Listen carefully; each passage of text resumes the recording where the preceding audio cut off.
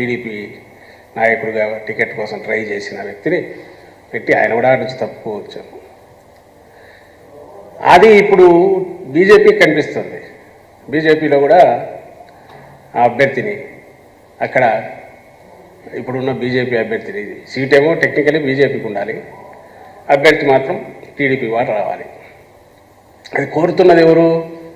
వార్తలు వస్తున్న దాని ప్రకారం చంద్రబాబు నాయుడు గారు వదిన గారు ఎవరైతే బీజేపీలో ఉన్నారో, బీజేపీ అధ్యక్షురాలు ఉండడం కాదు, ఆమె రాజమండ్రి నుంచి పోటీ చేస్తారు కాబట్టి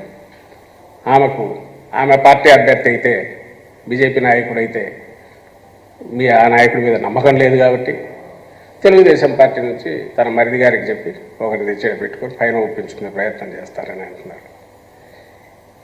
ఇది ఈ వీళ్ళ తాలూకు ఇప్పుడు ఇక్కడ రాష్ట్రంలో ఎన్డీఏ కూటమి బండారం ఎట్లుందంటే, ఇది ఎప్పుడు వింటుంటాం పంచపాండవులు మంచం కోళ్ళని. పంచపాండవులు ఎంతమంది అంటే, పంచపాండవులు అనేది 5 అనేది ఉంది. తెలియనివాడు ఇప్పుడు పంచపాండవులు అంటే ఎంతమంది అంటే, ఇంకొకడు 3 అంటూ 2 వేలు చూపించినాడు. అట్లా ఆఖరికి వచ్చేసరికి అదేంటంటే, ఈ కూటమి పొత్తు అనేది ఎక్కడో మొదలు పెడితే ఇది ఏంటి ఆఖరకు దాని స్వరూపం ఏదంటే, చంద్రబాబు నాయుడు గారు ఆయన కోసం ఆయన ఏర్పాటు చేసుకున్న ఒక ఎఫెక్టివ్ సిస్టమ్. ఎందుకు అంటే, ఒక పక్క తన పేరు చెప్తే కాపులు ఓట్లేరు కాబట్టి ఆ కాపులకు సంబంధించినంత వరకు ఈయన పవన్ కళ్యాణ్ గారు ఒక ఏమంటాం గట్టి నాయకుడు అనే నమ్మకం ఆయనకుంది కాబట్టి, పవన్ కళ్యాణ్ గారికి ఉంది కాబట్టి, ఆ సెక్షన్ ఏదన్నా ఓట్లు ఇటు వస్తే చంద్రబాబు నాయుడు నమ్మరు, ఆ మొహాన్ని చూసి ఎవరు ఓట్లేరు కాబట్టి ఆయన ద్వారా అవి మొత్తంగా తెచ్చుకోవాలి. ఇంకో పక్క బీజేపీతో కేసులు ఏమి లేకుండా తన మీద సీరియస్ స్పీకర్ మీద ఉన్న కేసులు పోవాలి. అట్ ది సేమ్ టైం సెంటర్తో తన పనులన్నీ చేయించుకోగలగాలి. వాళ్ళది కాస్త మోడీ గారిది ఉంటే అది కూడా తనకు రావాలి. కానీ మొత్తం సీట్లన్నీ తన పట్టులో ఉండాలి. ఇది కాక ఇంకొకటి రిటైనర్షిప్ మీదనో అవుట్ సోర్సింగ్ దీనికోసము కాంగ్రెస్ పార్టీతో కూడా చంద్రబాబు నాయుడు గారు ఇది అక్కడ ఒకరే నాయకురాలు, ఆమె మాట్లాడుతుంటారు, తిరుగుతుంటారు. అది పచ్చ మీడియా అదే వేస్తుంటుంది.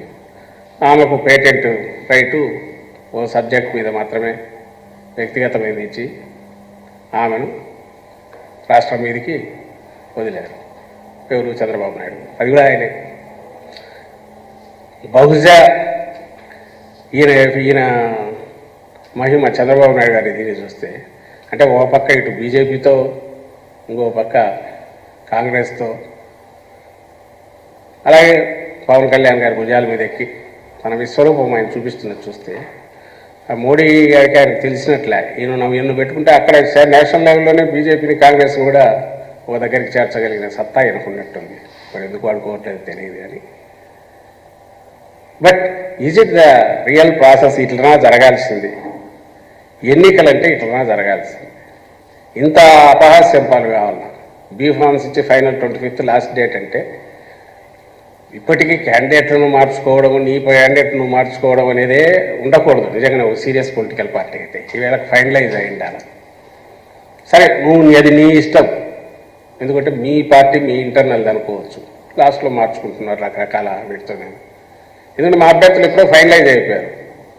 మీరు ఎవరినైతే ఒంటరిగా ఢీకొట్టలేము అనుకుంటున్న జగన్మోహన్ రెడ్డి గారి ఆయన టికెట్లకు సంబంధించినంత వరకు ఫైనలైజ్ అయిపోయింది, చేంజ్ ఏం లేదు.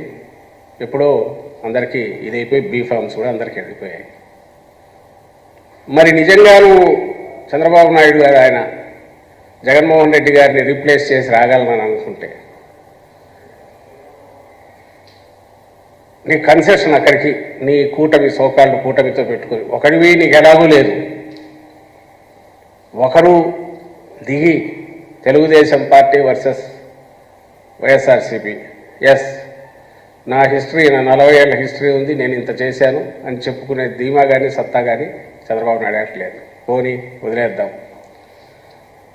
పొత్తు పెట్టుకున్నావు, పోనీ ఆ పొత్తు పెట్టుకొని అయినా సరే మీ అందరితో జట్టు కట్టుకొని అప్పుడైనా సరే వచ్చి డి అనాలంటే నీకేంటి కామన్ మినిమం ప్రోగ్రామ్ అంటే